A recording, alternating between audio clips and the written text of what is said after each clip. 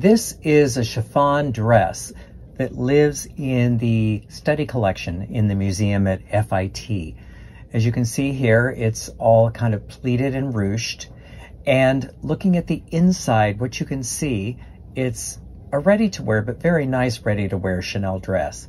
The elastics that you see, the white one on the upper part of the inside of the bodice, pulls the garment down snug against the rib cage onto the bust, while the lower one is what's called the waist stay. This waist stay anchors to the bones, holding the strapless garment up so that it doesn't slip down. What we're really looking at, though, is the hem. Now, as you can see in this close-up of the hem, you can kind of gauge the scale by looking at my wedding ring and the palm of my hand. This is an extremely thin, extremely flexible hem for finishing thin fabrics like chiffons, organzas, georgettes. And that is the lesson that we're going to be showing you now.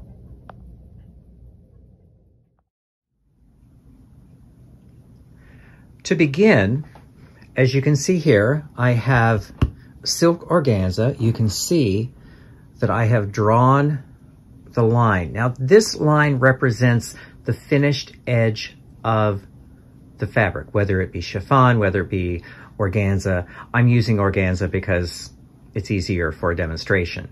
Now, I like to draw this line with the heat disappearing pens. This is one of those times where you can mark it on either side because the mark is going to hide in the hem. So we like to mark this on the wrong side of the fabric. Now, the other thing you need is, this is Gutermann Mara 30. This is a buttonhole thread. It's a top stitching thread. It's a little thicker than your regular machine thread because with this hem, we're going to work the stitching over the Gutermann Mara 30. So now we have our materials. Let's go over to the machine. Here we are at the machine. So a little conversation first about the needles and the thread. You want to find a fine thread. You could use a fine rayon machine embroidery thread. You could use a really fine Gutermann polyester. The needle is a number 7 or number 8. You want a fine needle because you're sewing through a fine fabric. So I have cut a piece of the Mara 30 and I have the sample here. So the object here, I have the fabric with the back, the reverse side up. And so what we want to do, the object here, is we want to, there we go. We want to put the needle into the fabric so then that our thread and the Mara 30 bump up against the needle. Now the stitch is a zigzag. The width is 1.0, the length is 1.0. It's a very narrow, short zigzag. So you get it going.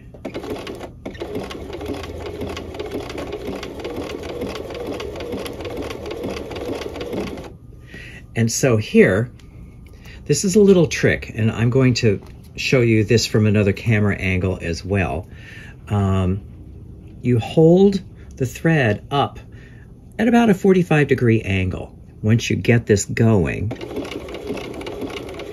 And if you hold the thread up, you don't want to put any tension on the thread. You don't want to gather the fabric onto the thread. So you hold it with just enough tension to have it lay down against the fabric, but not so much that it draws up the fabric. And so what I'm going to do now is change camera angles, and I'll show you what this looks like from the side. Now you can see I'm holding the thread at roughly a 45-degree angle, and I like to give a little bit of pull lengthwise on the seam so it holds flat as I'm sewing. So keeping the thread at a 45-degree angle, you don't really have to worry about steering the thread. You just have to make sure that when you're sewing, you hit the line. So let me just zoom in so you can see that a little better here. It's just a useful thing to know. So as you can see, it's just following the line, but the zigzag is holding the thread in the proper position. So now what I'm going to do is I'm going to go off camera and sew a little more, and I will meet you back towards the end. So I'm near the end, as you can see.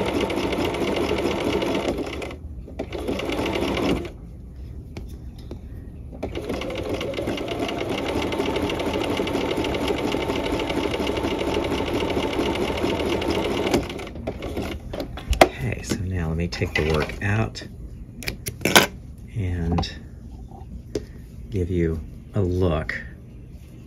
So what you can do, if you have a little bit of rippling, you can kind of just slide it down. But this is what it's going to look like from the back.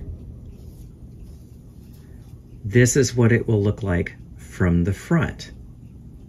From here, we're going to go over to the pressing table.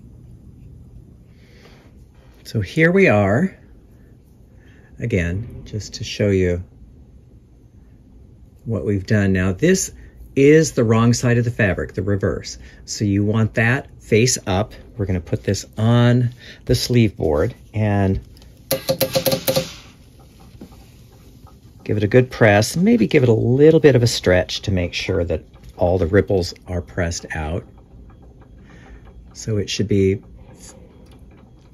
look like so. So now what we're going to do is we're going to fold it. And I think I'll change my camera angle because we're going to fold it along that line to press. So here, the wrong side of the fabric is up. We're going to fold. And this takes a little bit of care. Let me just zoom in so you can see a little better what I'm doing. We're folding right on that stitching line. And the thread is actually what's going to help us fold.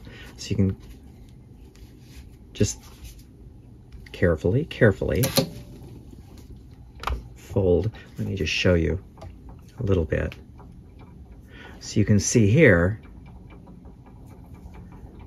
that is where we're headed. So I will go off camera and press the rest of this, and I will bring it back.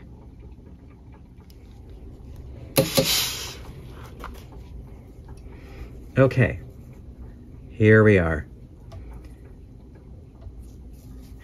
So again, this is the front. So what we want to do before this, I like to do this here at the pressing table rather than at the machine. We're gonna turn it so that the right side is up before we finish the next step. So back to the sewing machine. So as you can see, we're back at the machine. So let me just give you another look at this. Because what we're going to be doing is overcasting this edge. So the stitch width is a zigzag, it's 1.2 millimeters. The length is 1.2 millimeters, so it's a little wider and a little longer than the initial stitching. So I like to start by putting the needle in to the left of the cord. So what you're gonna do really is, and you're gonna see this, the cord is going to fall off the folded edge to the right.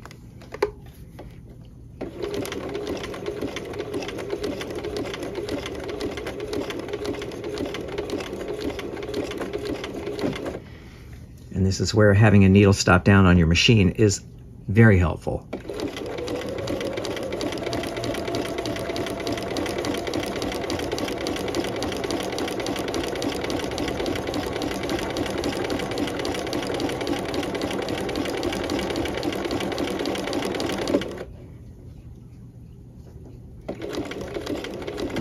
So now I'm going to go off camera and finish and bring back the results. Almost done.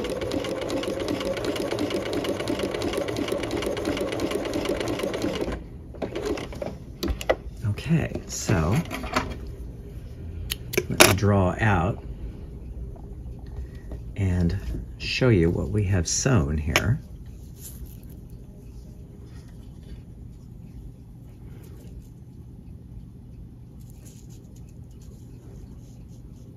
That's what we've sewn.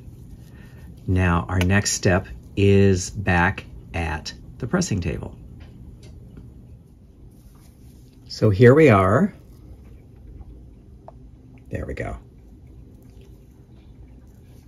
Before we trim, you want to press it one more time.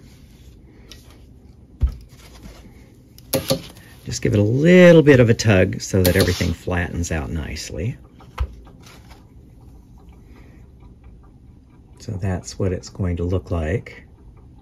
So now this is where we trim. Now this is one of those times you want really good scissors. So this is, I use my tailor points here.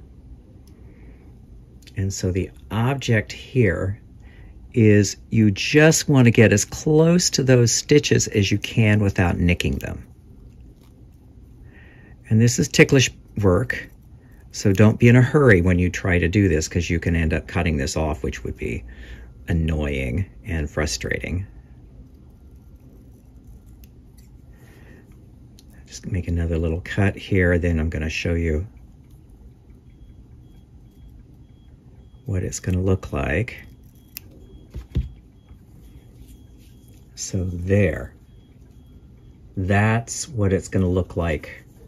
Here's the front, here's the back. Now let me go off camera and trim the rest, and I will bring back the results. Almost finished.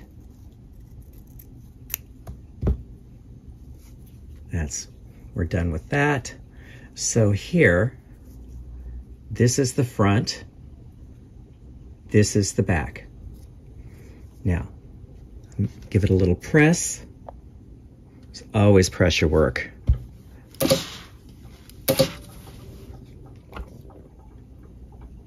So here you have this tiny, tiny, very flexible hem for any kind of sheer fabrics.